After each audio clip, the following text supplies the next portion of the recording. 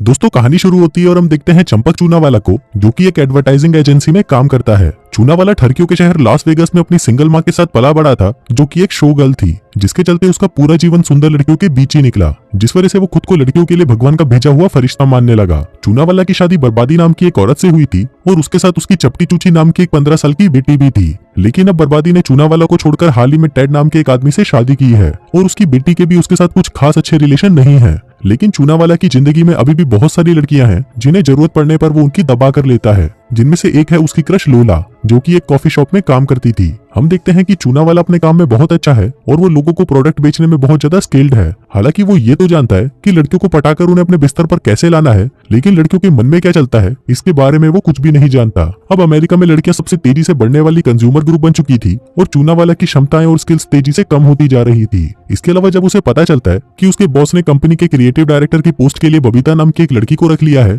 तो ये जानकर उसे बहुत बुरा लगता है, क्योंकि उसे लगता था कि इस पोस्ट के लिए वो ही सबसे बेहतर है। लेकिन उसे पता चलता है कि बबीता उससे ज्यादा स्किल्ड और क्वालिफाइड है, जिस वजह से उसे ये पोस्ट मिली है। फिर अपनी शादी के रिसेप्शन में बर्बादी चूनावाला को बताती है कि वो अपने नए पति के साथ 2 हफ्तों के लिए हनीमून पर जा रही है, इसलिए जब तक वो वापस नहीं आती चूनावाला को उसकी बेटी चपटी चूची का ख्याल रखना होगा। यहाँ पर चूनावाला को ये भी पता चलता है कि उसकी बेटी का एक 18 साल का बॉयफ्रेंड है, जिसका नाम कल्लू कबाड़ी है। अब उसको अपनी बेटी का बॉयफ्रेंड होना अच्छा नहीं लगता, लेकिन चपटी चूची को इस बात से घंटा फर्क नहीं पड़ता था, क्योंकि चूनावाला कभी भी उसकी लाइफ में मौजूद ही नहीं था। इसके बाद हम बबीता को देखते हैं, जो कि काम के पहले ही दिन इस कंपनी को लेडीज के कंज्यूमर मार्केट में टॉप पर लाने का वादा करती है और इसके लिए वो सभी एम्प्लॉयज को लड़कियों के सामान का एक बॉक्स देती है और उन्हें इसे बेचने के लिए कल एक नए आइडिया के साथ वापस आने को कहती है। उस बॉक्स में anti wrinkle cream, mascara, lipstick, pregnancy kit और कई तरह की चीजें होती हैं। फिर घर पर चूनावाला औरतों को मनाने के लिए कुछ आइडियाज को सोचने की कोशिश करता है, लेकिन उसके दिमाग में ऐसा कोई भी आइडिया नहीं आ रहा होता। तभी चूनावाला अपनी बेटी के बैग को खोलकर उसमें से एक पॉप म्यूजिक की सीडी चलाता है, जिसके बाद वो शराब पीते हुए लड़कियों के एक एक प्रोडक्ट को इस्तेमाल करने लगता है।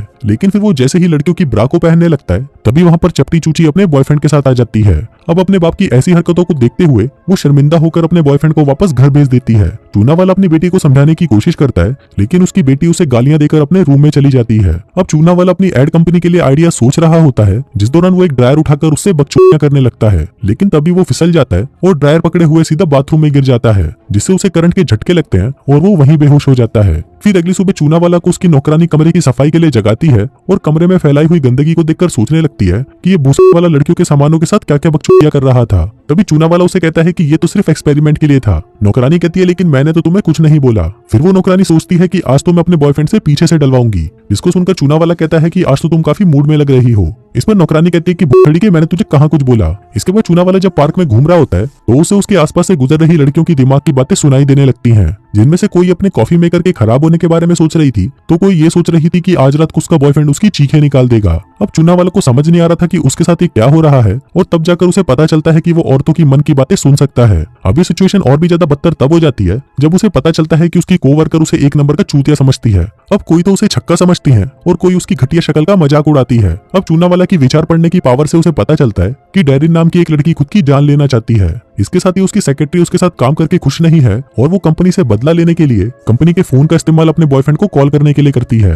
अब चूनावाला औरतों की मन की बातें सुन सुनकर बौखला जाता है और वो टेलीफोन डायरेक्टरी से किसी डॉक्टर का नंबर ढूंढने लगता है, लेकिन तभी वहां पर उसका कोवर्कर आकर उसे मीटिंग में ले जाता है। फिर मीटिंग में चूनावाला बबीता को इंप्रेस करने के लिए अपनी लड़कियों के विचारों को सुनने वाली शक्तियों का इस्तेमाल करता है और उन्हें बताने लगता है कि औरतों को क्या क्या प्रोडक्ट चाहिए। इसके बाद जब चूनावाला काम से घर आता है, तो वो वहां पर अपनी बेटी को उसके बॉयफ्रेंड के साथ मजदूरी करते हुए देख लेता है। अब ये देखकर वो गुस्सा हो जाता है और उसके बॉयफ्रेंड को वहां से भगा देता है। अब ये देखकर उसकी बेटी चपटी चूची का दिमाग खराब हो जाता है और वो अपने बाप को उल्टा सीधा बोलने लगती है। इसके बाद हम देखते हैं कि चूनावाला अब उन लड़कियों की बातों से परेशान हो चुका था, जो कि उसके बारे में सिर्फ बुरी बातें बोल रही थी। इसलिए वो फिर से उसी ड्रायर का इस्तेमाल करते हुए खुद को नॉर्मल करने की कोशिश करता है, लेकिन वो ऐसा नहीं कर पाता। फिर अगले दिन चूनावाला एक थेरेपिस्ट के पास जाता है, जो उसकी बातें सुनकर उससे परेशान हो जाती है। अब पहले तो वो उस पर विश्वास नहीं करती, लेकिन चूनावाला उसे कहता है कि मैं तुम्हारी सारी मन की बातें सुन सकता हूँ। अब ये सुनकर वो थेरेपिस्ट उसकी मदद करने की बजाय उसे कहती है कि वो इस दुनिया का सबसे लकी आदमी है जो ये समझने में माहिर है कि लड़कियां चाहती क्या है। वो उसे बताती है कि वो अपनी शक्तियों से दुनिया पर राज कर सकता है। अब ये सुनकर चूनावाला खुश हो जाता है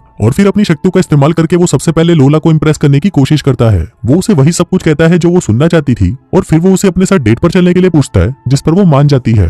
इसके बाद काम के दौरान वो अपने कोवर्कर से भी दोस्ती बनाना शुरू कर देता है। वो एनी को उसके बॉयफ्रेंड के लिए ग्रीटिंग कार्ड देने को कहता है और डैरिन की उसकी फाइलों में मदद करता है। साथ ही वो बबीता के मन को सुनकर ये भी पता कर लेता है कि वो कंपनी को सिक्योर करने के लिए सीक्रेटली एक प्रोजेक्ट पर काम कर रही है, जिसके बाद वो बबीता को उसकी हेल्प करने का ऑफर भी करता है। अब उनकी बातचीत के दौरान बबीता को पता चलता है कि चूनावाला की एक बेटी है और वो प्रॉम पर जाने वाली है। वो जानती थी कि प्रॉम ड्रेस लड़कियों के लिए कितनी बड़ी बात है, इसलिए वो उसको ड्रेस चुनने में उसकी मदद करने के लिए कहती है। फिर घर लौटने के बाद चूनावाला अपनी बेटी को देखता है जो कि अपनी 2 सहेलियों के साथ प्रॉम पर जाने के बारे में बात कर रही थी। वो चपटी चूची से मिलता है, लेकिन उसकी फ्रेंड शुरू में चूनावाला को एक अजीब बाप होने के लिए उससे नफरत करने लगती है। लेकिन तभी चूनावाला अपनी बेटी को प्रॉम ड्रेस की खरीदारी का ऑफर देकर तुरंत उसकी सहेलियों के सामने एक अच्छा डैड बन जाता है, जिसके साथ ही वो ज्यादा ओवर रिएक्ट करने के लिए उससे माफी भी मांगता है। इसके बाद चूनावाला लोला को अपने साथ डेट पर लेके जाता है और अपनी पावर्स का इस्तेमाल करके इस डेट को उसके लिए सबसे अच्छी डेट बना देता है। इसके बाद जब वो दोनों मजदूरी करने के लिए लोला के घर जाते हैं तो वो शुरुआत में उसके साथ अच्छे से मजदूरी नहीं कर पाता, क्योंकि लोला उसके हर एक शॉट पर उसे मन में गालियां दे रही थी।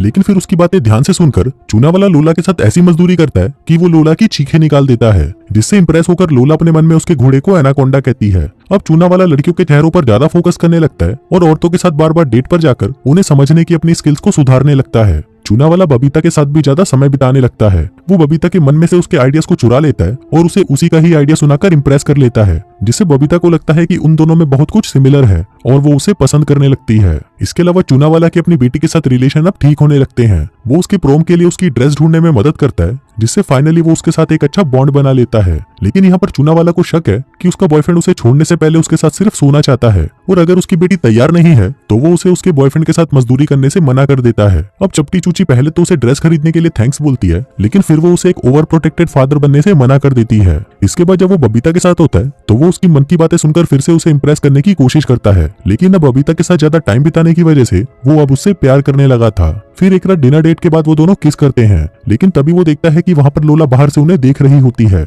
वो उसे बताती है कि उसका दिल टूट चुका है, क्योंकि उस रात की दमदार मजदूरी के बाद से चूनावाला ने उससे बात तक नहीं करी। अब चूनावाला को ये सुनकर बहुत बुरा लगता है, लेकिन अब वो उससे पीछे छुड़ाने के लिए उसे कह देता है कि वो एक छक्का है और अगर वो स्ट्रेट होता तो वो जरूर उससे शादी कर लेता। अब ये सुनकर लोला को थोड़ा अच्छा फील होता है और वो खुश होकर वहां से चली जाती है। फिर प्रेजेंटेशन के दिन चूनावाला बबीता के आइडियाज को चुराने की वजह से गिल्टी फील करके उसे ही इस प्रेजेंटेशन को पिच करने के लिए कहता है, लेकिन बबीता उसे मना कर देती है और कहती है कि ये तुम्हारा आइडिया है, इसलिए तुम्हें ही ये प्रेजेंटेशन देनी चाहिए। फिर मीटिंग से पहले चूनावाला को पता चलता है कि डैरेन पिछले कुछ दिनों से खुदकुशी करने के बारे में सोच रही है, और इस सबकी वजह चूनावाला ही था जिसने उसकी प्रमोशन को रोक दिया था, जिस वजह से वो पिछले 2 साल से कंपनी में सिर्फ एक ही पोस्ट पर अटकी हुई है। इसके बाद चूनावाला अपनी प्रेजेंटेशन दिखाकर सभी बोर्ड मेंबर्स को इंप्रेस कर लेता है, जिससे उसकी फर्म इस कैंपेन के कॉन्ट्रैक्ट को जीत जाती है। अब इसका सारा क्रेडिट चूनावाला को जाता है, लेकिन वो जो ये बबीता के साथ कर रहा था इससे उसे खुद में ही बहुत बुरा लगने लगता है। इसके बाद वो बबीता को सॉरी बोलने के लिए एक लेटर भी लिखता है, लेकिन तभी बबीता वहां पर आ जाती है और उसे अपने एक घर में ले जाती है जो उसने नया ही खरीदा था।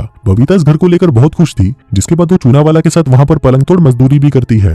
फिर अगले दिन चूनावाला अपने बॉस से मिलता है, जहां उसे पता चलता है कि उसके बॉस ने चूनावाला को क्रिएटिव डायरेक्टर की पोस्ट पर प्रमोट कर दिया है और बबीता को काम से निकाल दिया है। उसका बॉस कहता है कि उसने बबीता को काम पर रखने की गलती की थी, क्योंकि उसने पूरी मीटिंग में अपना मुंह तक नहीं खोला। अभी सुनकर चूनावाला को और भी बुरा लगता है और वो अपने बॉस से कहता है कि इस प्रेजेंटेशन का पूरा आइडिया बबीता का था और वो उसे बबीता को काम पर वापस रखने को कहता है। फिर चूनावाला खुद बबीता को ढूंढने के लिए वहां से जाने लगता है, लेकिन तभी उसे पता चलता है कि डैरेन जो खुदकुशी करने वाली थी वो आज काम पर नहीं आई है। अभी जानकर वो डर जाता है और डैरेन को देखने के लिए उसके घर जाता है ताकि वो उसे रोक सके। फिर रास्ते में चलते वक्त चूनावाला बिजली के खंभों में धमाका होते हुए दिखता है, जो कि सीधा आकर उसके ऊपर गिरता है। फिर घर पहुंचने पर चूनावाला को वहां पर एक सुसाइड लेटर मिलता है, लेकिन तभी वो देखता है कि डैरेन अभी भी वहीं पर होती है। फिर अपनी गलती को सुधारने के लिए चूनावाला उसे कहता है कि वो उसके प्रमोशन का ऑफर लेकर आया है। फिर डैरेन से बात करते वक्त चूनावाला को पता चलता है कि अब वो उसके मन की बात नहीं सुन पा रहा, जिसका मतलब था कि उस बिजली के धमाके ने उसकी पावर्स छीन ली थी। इसके बाद वो बबीता के घर चला जाता है, लेकिन उसे पता चलता है कि वो अपने घर पर नहीं है। इसके बाद चूनावाला को बर्बादी का फोन आता है, जो उसे बताती है कि चपटी चूची उसे कहीं मिल नहीं रही।